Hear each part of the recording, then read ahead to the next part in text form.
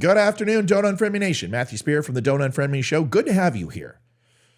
Stolen valor. You all know me fairly well. I have done stolen valor videos aplenty. I went after several politicians.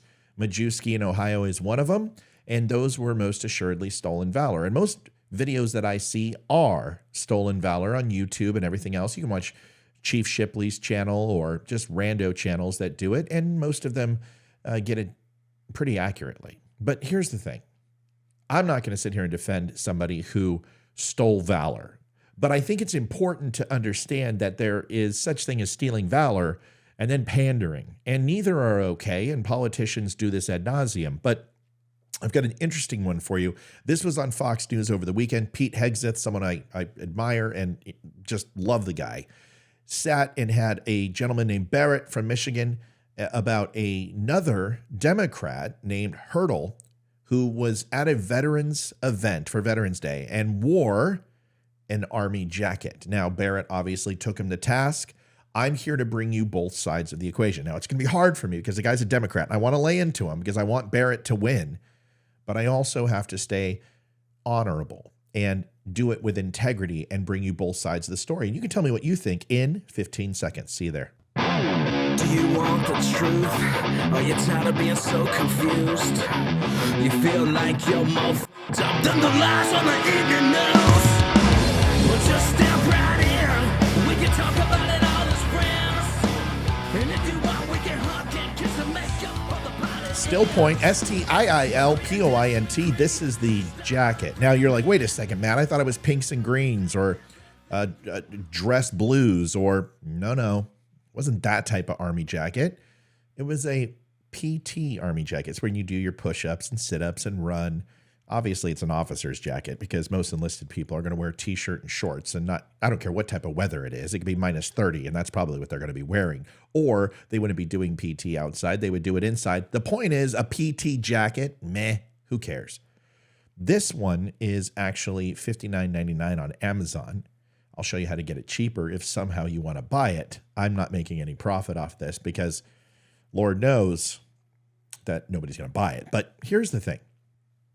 When you thought of this and you hear that this Hertel character went to a veterans event, a wreath laying ceremony, I've been to, I can't even count how many I've been to. I've never worn military garb. It's probably a t-shirt with a jacket, because it gets a little cold during November and December.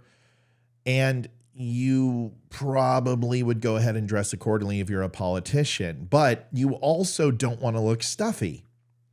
And you're trying to relate to veterans. Listen, it's hard for civilians to figure out the right thing to do around veterans. It's like a Broncos fan going into a Raiders game and coming out alive. It's just a little bit intimidating. I want you to watch this video. Pete Hegseth, he has Barrett on, who's the Republican candidate who's going against Hertel. Go Barrett, I hope you win.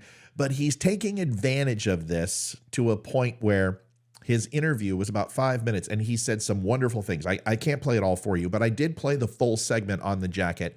He's not just leading with this, but he is going to take a jab at his opponent. Here it is. Watch it, and you can tell me what you think on the rebound. A little bit about your background. You're a former state legislator, 22 years in the Army, from what I understand. Yes, and sir. There was a bit of a controversy in your race because your opponent, who's not a vet, went to a Veterans Day event and wore an Army jacket. Didn't say he was a vet, but sort of alluded to it. So he never alluded to it. There's nothing that he said. I want to make sure everyone understands. In no way, shape, or form did he claim he was Army. He wore this PT jacket. Now, once again, I want to put this in perspective before we move on, is my wife wears my old PT sweater from the Navy. Most spouses receive the PT gear once everybody out processes. You may see a veteran wear a t-shirt to the gym, but most of us just get rid of that crap.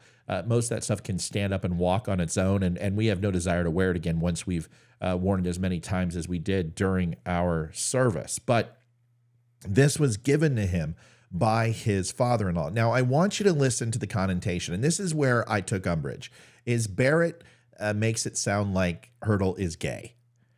He very may well be. I don't know, and I honestly don't care. But he says prancing around in this jacket, wearing another man's jacket. It's very, similar to, oh, he's wearing another man's underwear. It's just, it's political theater. It's political season.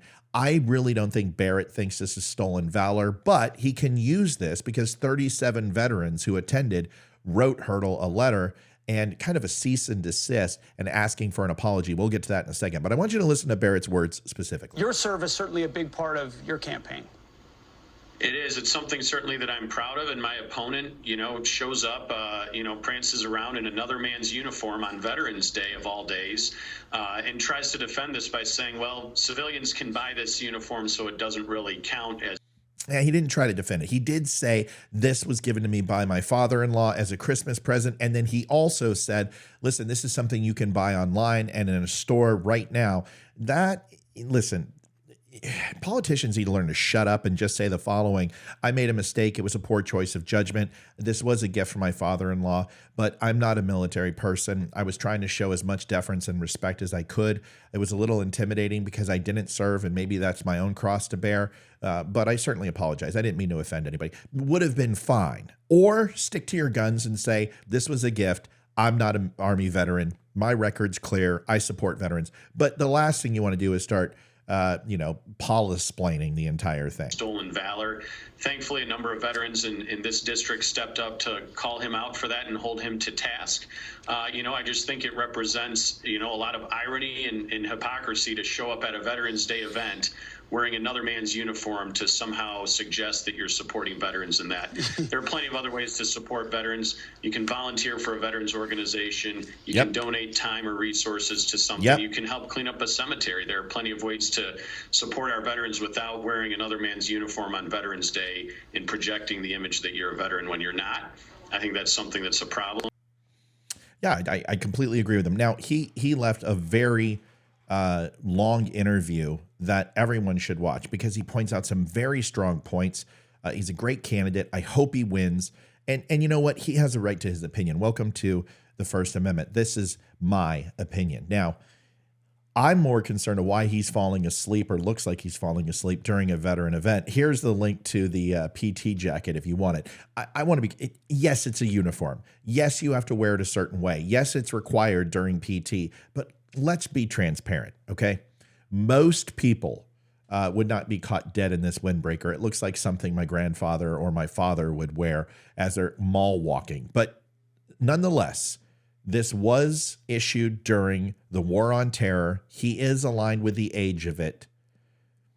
That would just be a big stretch, though. It was a gift. So let's go ahead and just bring in the nuts straight on this whole thing. I'm going to give you my perspective, but here is the PDF of the letter sent to Hertel. This was on November 11th, obviously Veterans Day, and they are making this common statement. During the wreath-laying ceremony at the Michigan Veterans Memorial at the state capitol in Lansing, though you were not on the speaking program, you persuaded the organizers to allow you to address the assembled audience. Of course he would. During the course of your brief remarks, you wore a U.S. Army-issued physical fitness uniform jacket. You posed for photographs with uniformed military and veterans. At no point did you explain to the audience that you did not serve in the military, even though the jacket you wore left that impression. Once again, all viable points. But was it stolen valor? And that's my argument. It's not that he should or should not have. He should not have worn any military-issued uniform, no matter how insignificant it may be. The question is it stolen valor or is it pandering? All of these politicians pander. That's a given. But stolen valor is a serious offense and involves individuals who falsely claim military service or honors they didn't earn. And it's typically for personal gain or prestige. And it is deceitful. And that act undermines the sacrifices and achievements of actual veterans. Here we agree. However, not a giant but a however, Hertel's situation is different. There is no indication that he ever claimed to be a veteran or sought to mislead anyone about his military service. Wearing a military jacket, especially one given as a personal item by a relative, does not necessarily equate to claiming military honors or service. He can't control what people think. A more apt description of Hertel's actions might be pandering. or an attempt to fit maybe the model or fit in as he assumed he could, or show solidarity with the veteran community. This is akin to a civilian wearing a sports jersey to a game. They're not pretending to be athletes, but they are showing support for the team. Similarly, Hertel's choice of wearing the jacket can be seen as an awkward, albeit misguided, gesture of respect and solidarity with veterans. It's not really an attempt to steal their valor. To illustrate, consider a person who never served in the military, but wears a veteran's cap or t-shirt to a Memorial Day parade. Are they committing stolen valor, or are they simply trying to show respect and appreciation for those who have served? The intent is crucial, and in Hertel's case, there seems to be a lack of intent to deceive after all. You have to ask yourself the question, this is a civilian population which struggles with wishing me Happy Veterans Day on Memorial Day when it's not for me. It's for the people no longer living. That simple concept is very difficult for civilians to understand, and they mix it up and muddle it every single year. And that's okay, because there was a time that veterans weren't recognized, and they didn't want anything to do with us, and they spit on us as we returned from overseas. I think I'll take the latter. Moreover, the demand for a public apology seems excessive and a little contrite when placed in the context that I provided for you. If Hertel had been actively campaigning under the guise of being a veteran like Majewski from Ohio, douchebag, such outrage would be justified. However, his actions appear to be more naive than nefarious, and it is a political season, and that is a candidate who is in direct opposition to the Republican who is vying for the same position. While Hertel's choice of attire was in poor taste and showed a lack of understanding of the deep meaning behind military uniforms, it falls short of the deliberate and deceptive acts that characterize stolen valor. And that is my only argument.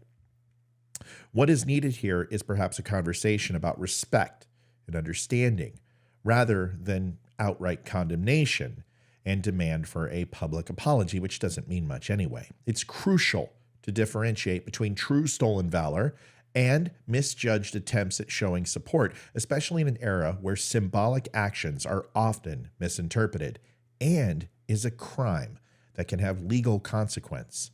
If you don't believe that, simply ask the people who are sitting in jail who decided to steal valor for real. Folks, thanks for watching. It's icky. I defended a Democrat a little bit. I'll go take a shower after my PT workout where I do not wear that Army windbreaker of death. Folks, thanks for watching the Don't Unfriend Me Show. I will see you tonight, 8 o'clock, with Olivia, myself, Leroy, Amy. We're all here. Please stop by and say hello. If you liked what you heard, follow, like, share, and subscribe. And also, you can stop by thedumbshow.com to get some cool stuff like hats and shirts and coffee and all that stuff. Thanks for watching, and we will see you next time on the Don't Unfriend Me Show. Good night. Adjusting transmitter output. This is the Don't Unfriend Me Show with your hosts, Matt, Leroy, Amy, Olivia, and Mike. Geopolitics, military analysis, and election coverage. Coming to you live on the spreely.tv network and all major social media channels at The Dumb Show. Honest, direct, unfiltered. Monday, Wednesday, and Friday at 8 p.m. Eastern. We can agree, we can disagree. Just don't unfriend me.